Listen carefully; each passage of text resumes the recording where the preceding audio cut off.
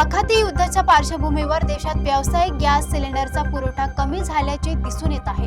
त्यामुळे काही ठिकाणी घरगुती गॅस मिळताना ग्राहकांना अडचणी येत आहेत। उपलब्ध गॅस जपून वापरणे आवश्यक झाले असून कमी गॅसमध्ये स्वयंपाक कसा करावा याबाबत तज्ञांनी मार्गदर्शन केले आहे। आखाती देशातील तणाव आणि युद्धाच्या पार्श्वभूमीवर गॅस पुरवठ्यावर परिणाम होत असल्याचे चित्र दिसतंय। व्यावसायिक गॅस सिलेंडरचा पुरवठा कमी झाल्याने अनेक ठिकाणी त्याचा परिणाम घरगुती गॅसवरही होताना दिसतोय।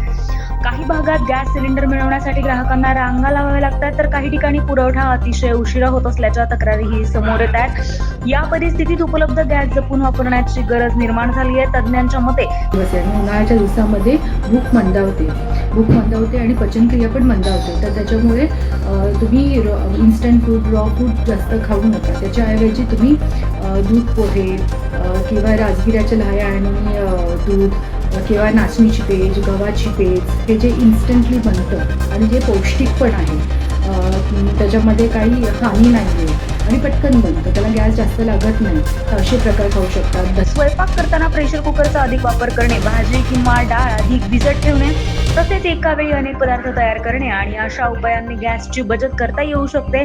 याशिवाय योग्य आकाराची भांडी वापरणे आणि गॅसची ज्वाळा आवश्यकतेनुसार कमी जास्त ठेवणेही महत्त्वाचं असल्याचं सांगितलं जात आहे। दरम्यान गॅसचा पुरवठा सुरळीत ठेवण्यासाठी प्रशासनाकडूनही उपाययोजना करण्यात येत असून नागरिकांनी घाबरून साठेबाजी करू नये असं आवाहन करण्यात आलंय।